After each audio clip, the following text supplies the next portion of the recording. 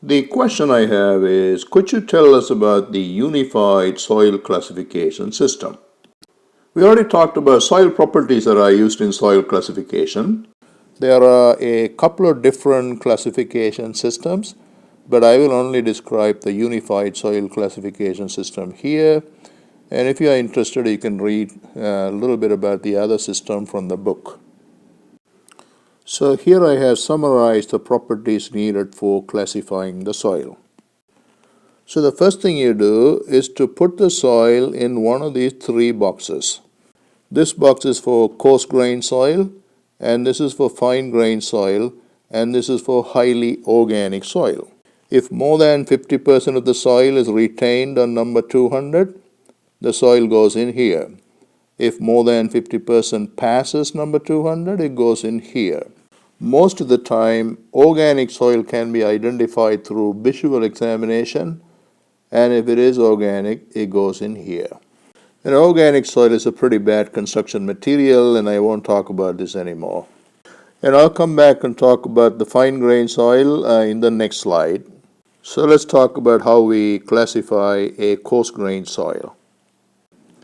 At the next level, if more than 50% of the coarse fraction is retained on number 4, the soil is considered to be gravel and it goes in this box.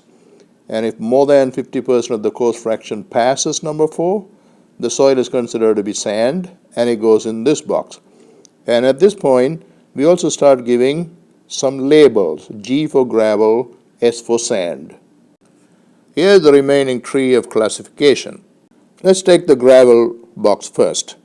If the gravel has greater than 12% fines, then it goes in this box. It's called gravels with fines. And if it has less than 5% fines, it goes in this box. It's called the gravels with little or no fines.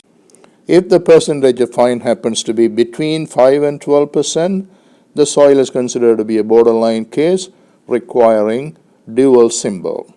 So this box is further divided based on whether the fines are silt or clay. If it happens to be silt, then you call it gravel, silty gravel. GM is the label for that. M here stands for silts. And if the fine happens to be clay, then it's called clay gravel, and the symbol is GC.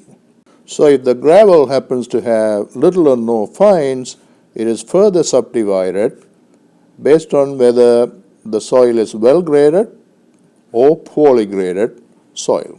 Here are the criteria that are used to decide whether the soil is a well-graded soil or a poorly graded soil. The criteria is a little different for sand from that of gravel.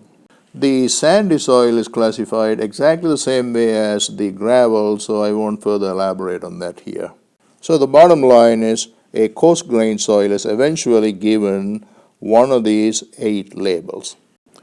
So now let's talk about the classification of a fine-grained soil. It turns out the way it's done in the Unified Soil Classification System is pretty simple. So basically, it uses this chart called Casagrande's plasticity chart. So this chart is entirely based on liquid limit and the plasticity index. So basically what you do is, you take the value of the liquid limit and the plasticity index for the soil and plot a point in this chart, and simply read off a label from the chart itself. For instance, if it plots in here, right here, it's going to be CH. CH for highly plastic clay.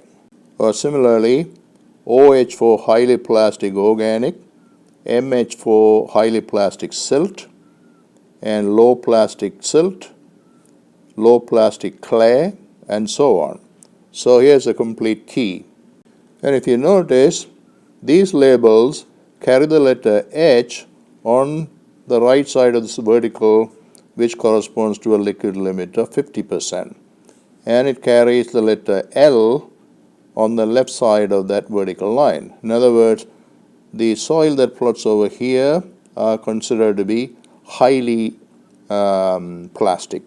On the other hand, if it plots over here, it's considered to be low plastic. So your classification tree goes like this. So eventually, a fine-grained soil is going to be given one of these 6 labels.